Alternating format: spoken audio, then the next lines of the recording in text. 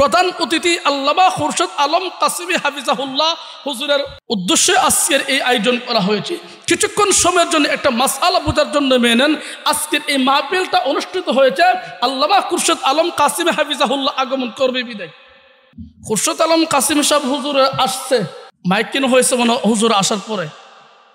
খুরশেদ আলম কাসিমি সাহেব হুজুর আসছে, এরপরে মনে হয় আপনারা লাইটিং লাগাইছেন।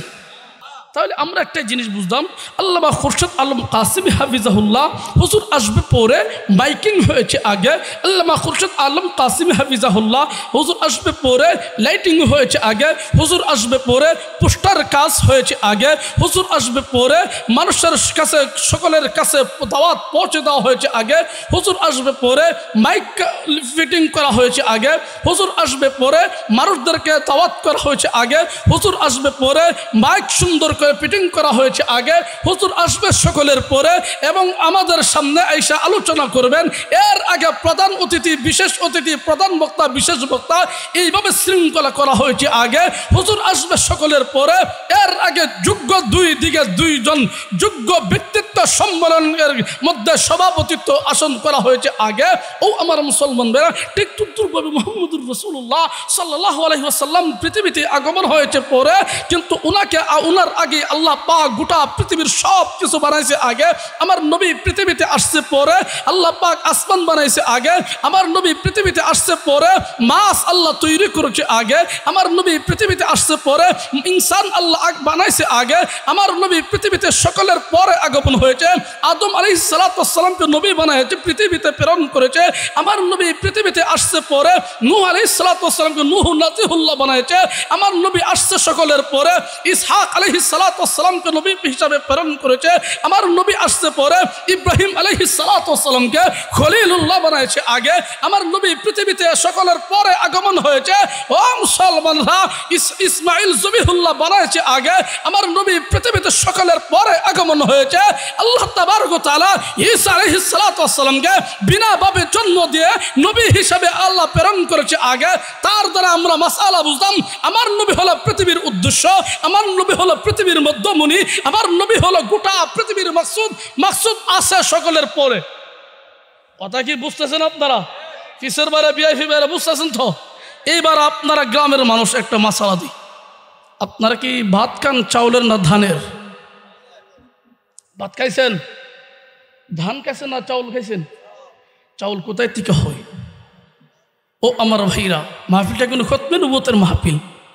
আমি আপনাদেরকে একটি বিষয় বলতে চাই, কৃষক ভাইদেরা এই মাসআলাটা ভালো করে বুঝবে। আপনাদের এলাকার ভিতর যখন কোনো মানুষ ধান চাষ করার নিয়ত করে, সর্বপ্রথম মাধবপুর ভালো বীজ ধান এর দোকানে যাইয়া ভালো উন্নত মানের বীজ আইনা সর্বপ্রথম পানিতে ভিজাইয়া ভালো করে সুন্দর করে উপরে কিছু শক্ত জাতীয় কিছু দিয়ে ডাইখে রাখে, বের হয় কয়েকদিন পরে গেরা। কৃষক ভাইরা আছেন তো এখানে, যদি একটু ইদিশিত হয়ে একটু স্মরণ করাই দেবেন। গেরা বের হওয়ার পর আর একটু বের যখন হয়, তখন একটা জায়গাকে নির্ধারণ করা হয় জ্বালা বানানোর জন্য। জ্বালাটা সুন্দর করে এদিক সেদিক হবে। জ্বালা বানানোর সাথে সাথে সুন্দর করে দেখা গেছে ওই জায়গার ভিতরে কিছুদিন পরে যখন একটু বড় হয়, বেজোরার মধ্যে পাড়ার যুবকেরা যাইয়া অথবা এলাকার মানুষেরা যাইয়া ওই জায়গার একটা ক্ষেত নির্ধারণ করে, ক্ষেত নির্ধারণ করার পর ওই জায়গার মধ্যে যাইয়া লাইন ধরে ডোর দিয়ে সুন্দর করে আবার তারা ওই জায়গার ভিতরে দেওয়া হয়। দেওয়ার পর শুধু তাই নেই, মুসলমান যখন আস্তে আস্তে বড় হয়, আগাছা পরিষ্কার করা হয়। এরপর দেখা যায় যখন চতুর্দিক দিয়ে যখন মানুষের ওই একটি সমাগম হয়, উমুখের ক্ষেতের মধ্যে ক্ষেতের আলি ওইসে আগে। ও আমার মুসলমান ভাইরা, এইভাবে যখন সব দিক দিয়ে করা হয়, হওয়ার পরে কিছুদিন পরে কৃষকের মুখে হাসি, হাইরে ও তুর আসতেছে, তুর আসার পর আরেকটু বড় হইতেছে। কিন্তু উদ্দেশ্য কিন্তু ধান নয়, উদ্দেশ্য হলো চাউল। মনে আছে তো আপনাদের? উদ্দেশ্য কি ধান না চাল? আর আজ তখন ধান না চাল? আচ্ছা, একটু তুর হওয়ার পর আবার আস্তে করে যখন আবার ধানটা যখন সুন্দর করে একটু যখন 5 ফুটের মতন হয়, সুন্দর করা হয়, তখন কৃষক কিরে ইসারঙ্গে ধরছে রে, অমুকের ক্ষেতটা ধান হইতেছে। কইনি আপনাদের, বলিনি আপনাদের? আর বলে কিনা কৃষকেরা, ও মুসলমানরা, উদ্দেশ্য হলো চাউল যখন ধান যখন সুন্দর করে পেকে যায় তখন ডিজিটাল মেশিন নিয়ে অথবা কাশি এবং আপনারা অন্য কোনো বস্তু নিয়ে সুন্দর করে ওই জায়গার ভিতরে যাইয়া কাইটা আইনা আপনারা সুন্দর করে বাড়িতে নিয়ে আসেন। উদ্দেশ্য হলো চাউল। এরপর পর দেখা গিয়েছে সুন্দর করে যখন বাড়িতে আনার পরে আবার অবস্থা হয় দুইটা, কিছু হয় দান ভাঙ্গানো হয়, ভাঙ্গানোর পরে একটা দান হয় আল্লাহ, আটটা হয় সিদ্ধ। উদ্দেশ্য হলো চাউল। সিদ্ধ ধান এক জায়গায় রাখার পর দেখা গিয়েছে ওই ধানটাই আবার সুন্দর করে যখন ডিজিটাল রাইস মিলে নেইয়া সুন্দর করে রিফারিং করে কুড়া একদিকে সুখাল আরেক দিকে। উদ্দেশ্য চাউল 3 মাস পরে বের হয়। ঠিকটা বিঠি? উদ্দেশ্য চাউল কি আগে বের হয়েছে না পরে হয়েছে? আরে চাউল কি আগে হয়েছে না পরে হয়েছে?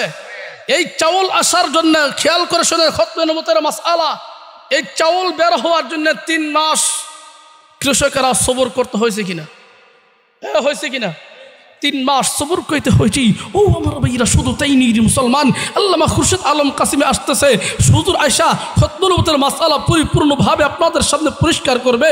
ও আমার মুসলমানেরা, ও যুবকেরা, ভালো করে খেয়াল করে শুনে রাখো, রাসূলুল্লাহ সাল্লাল্লাহু আলাইহি সাল্লামের খতমে নবুয়তের মাসআলা চাউল বের হওয়ার পরে 10টা চাউল একত্রিত করাইয়া সভাপতি সাহেবের কাছে নিয়ে দিল, হুজুর খতমে সূরা দোয়া করেন 10টা চাউল একত্রিত করার জন্য একটা দান হয়। হইব? হইব? 20টা চাউল দিলে একটা দান হইতো না? 50টা চাউল দিলে আমার হয় একটা দান হইতো, একটা হইতো না? চাউল থেকে যে দান হওয়া সম্ভব নয়।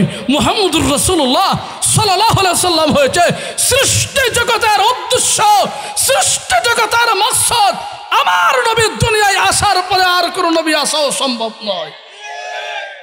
এইবার একটা মাসআলা, চাল থেকে তো মনে হয় ফিটা হবে, হওয়া সম্ভব কিনা?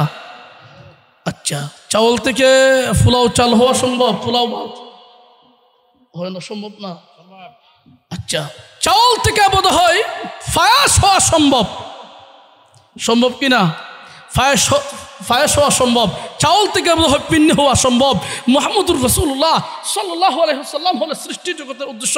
চাউল থেকে দান হওয়া সম্ভব নয়। চাউল থেকে যেমন পিঠা হওয়া সম্ভব, আমার নবীর পরে নবী আসবে না। ও মুসলমানরা, মুহাম্মদুর রাসূলুল্লাহ সাল্লাল্লাহু আলাইহি ওয়াসাল্লাম পৃথিবীর থেকে আসবে না। উনার নবুয়তের ইলম থেকে এই সকল মুরব্বী উলামায়ে কেরাম হওয়া সম্ভব। আমার নবীর পরে কোনো নবী আগমন হবে না।